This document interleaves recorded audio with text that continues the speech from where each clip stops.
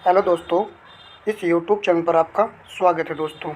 RRB, NTPC, NTPC exam के लिए इस क्लास में 40% है जीएस के।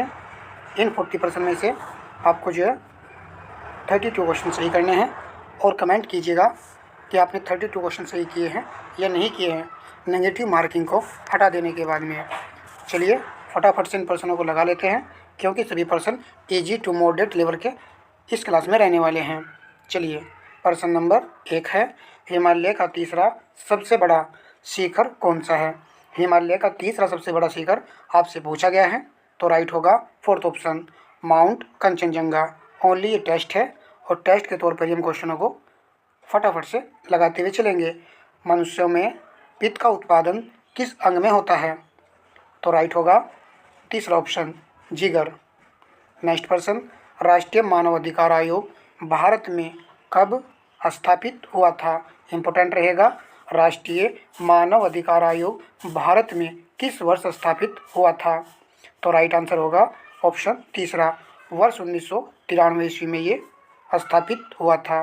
पर्सन नंबर 4 है, निम्नलिखित रोगों में से कौन सा रोग फफूंद फंगस के कारण होता है?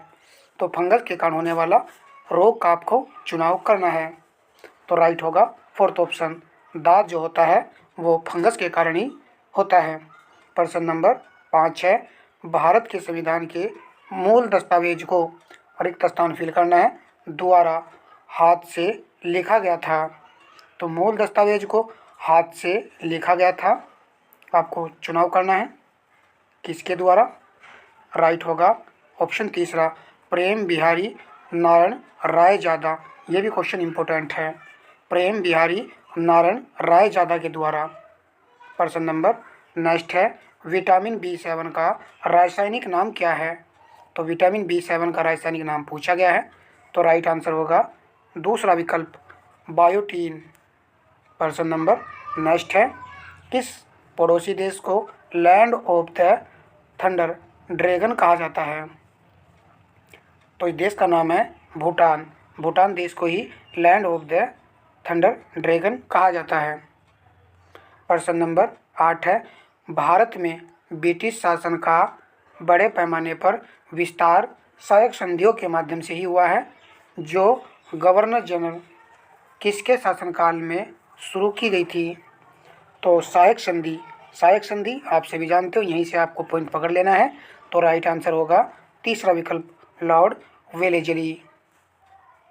पर्सन नंबर नेक्स्ट है, गुरु गोविंद सिंह की मृत्यु के बाद गुरु की संस्था समाप्त हो गई, सिखों का नेतृत्व उनके विश्वसनीय शिष्य को सौंप दिया गया।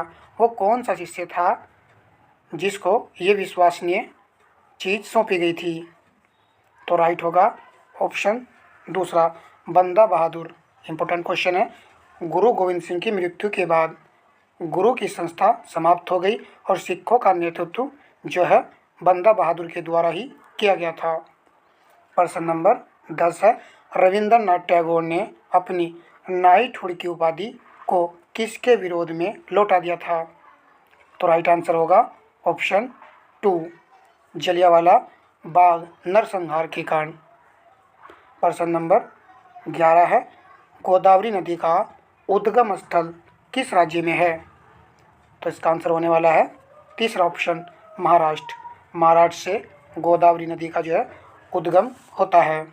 पर्सन नंबर 12 है, भारत की सबसे बड़ी मीठे पानी की झील कौन सी है? मीठे पानी की झील आपसे पूछा गया है, तो राइट होगा फोर्थ ऑप्शन, उलर झील, जो कि एक मीठे पानी की झील है। लोकटक झील मणिपुर में है और चिल्का झील उड़ीसा में। काफ़ी बार ये प्रश्न पूछा गया है। पर्सन नंबर आपका है 13, भारतीय संविधान में कानून बनाने की निर्धारित प्रक्रिया काफ़ी हद तक किसके संविधान द्वारा प्रभावित है? तो 13 का आंसर होगा तीसरा ऑप्शन, जापान। तो कानून बनाने की निर्धारित प्रक्रिया, कानून बनाने की निर्धारित प्रक्रिया जापान देश। नेक्स्ट प्रश्न देखिए, निम्नलिखित भारतीय राज्यों में से किस में से कर्क रेखा नहीं गुजरती है? कर्क रेखा भारत के 8 राज्यों से होकर गुजरती है, वो कौन सा राज्य जहाँ से कर्क रेखा होकर नहीं गुजरती है? तो राइट होगा फोर्थ ऑप्शन, उत्तर प्रदेश से जो है कर्क रेखा होकर नहीं गुजरती है। यदि आपको सेशन पसंद आएगा तो वीडियो को लाइक शेयर कीजिएगा ताकि इस प्रकार की क्लास से आपको प्रोवाइड कराते रहें। भारत की संविधान की संघ समिति के अध्यक्ष कौन थे? संघ शक्ति समिति। तो राइट होगा फोर्थ ऑप्शन, जवाहरलाल नेहरू।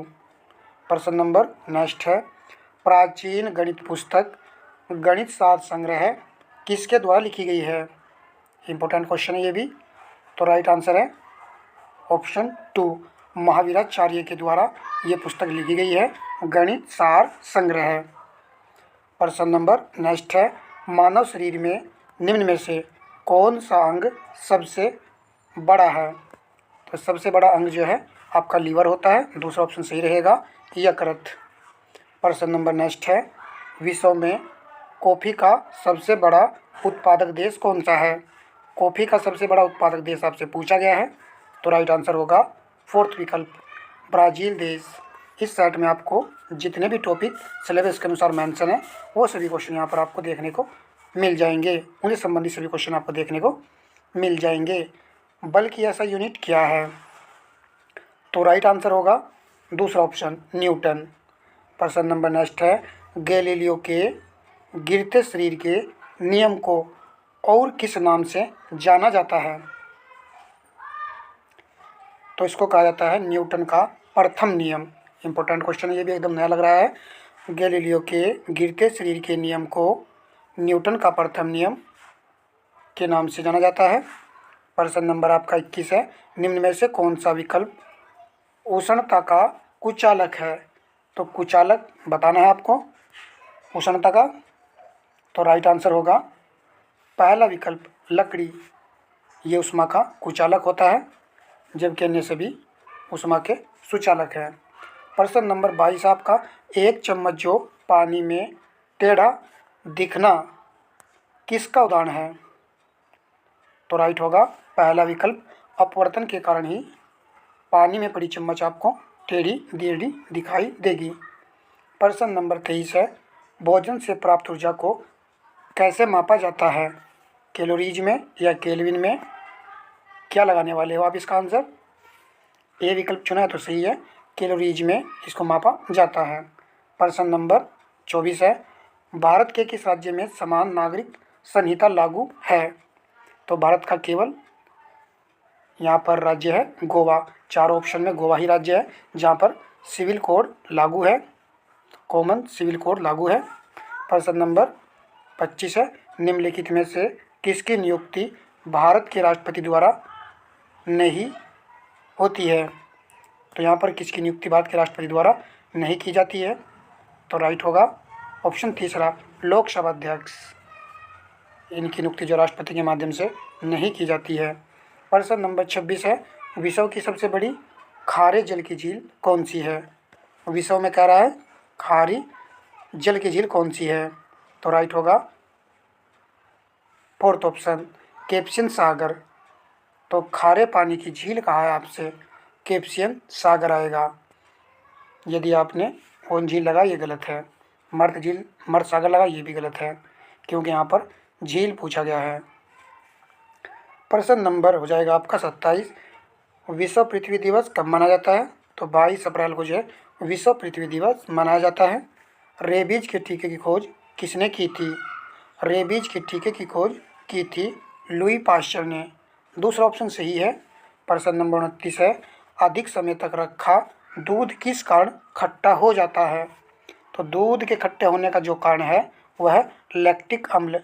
तीसरा विकल्प यहाँ पर सही आंसर है। प्रश्न नंबर नेक्स्ट है, चेचक होने का कारण है। चेचक होने का कारण आपको चुनाव करना है कारण का।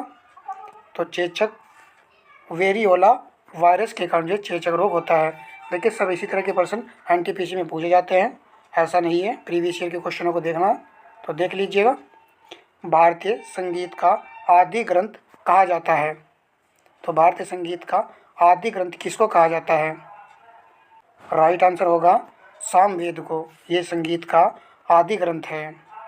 प्रश्न नंबर 32 है, वेदों में संपूर्ण सच्चाई निहित है, यह व्याख्या की गई है।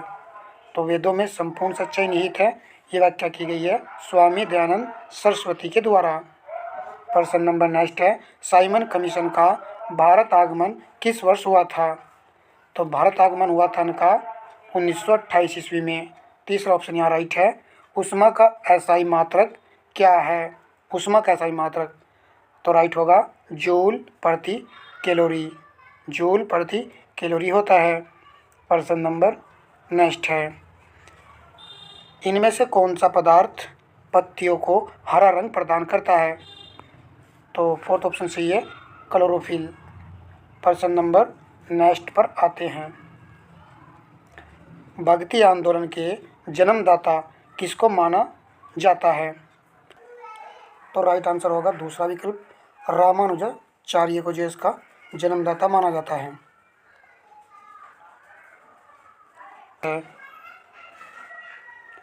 कथकली एवं मोहिनीअट्टम किस राज्य का प्रमुख नृत्य है? तो ये है केरल का। फोर्थ ऑप्शन यहाँ पर सही आंसर है। प्रश्न नंबर नेक्स्ट है, जीएसटी का पूरा नाम क्या है? तो जीएसटी का पूरा नाम पूछा गया है, राइट होगा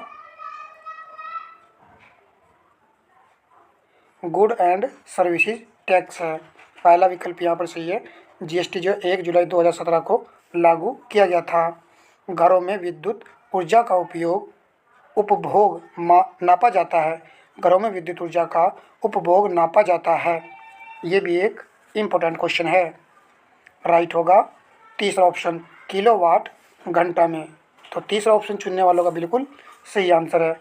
और ये वीडियो का लास्ट और अंतिम प्रश्न है। यदि आपने 32 क्वेश्चन सही किए हैं, नेगेटिव मार्किंग हटा देने के बाद में कमेंट कर दीजिएगा। और भाई वीडियो को लाइक करिएगा और अपने दोस्तों में शेयर भी कर दीजिएगा। भारतीय संविधान 26 जनवरी 1949 को अपनाया गया था। इसे कब लागू किया गया था? तो इसको लागू किया गया था 26 जनवरी 1950 ईस्वी को। दूसरा विकल्प यहाँ पर राइट आंसर था।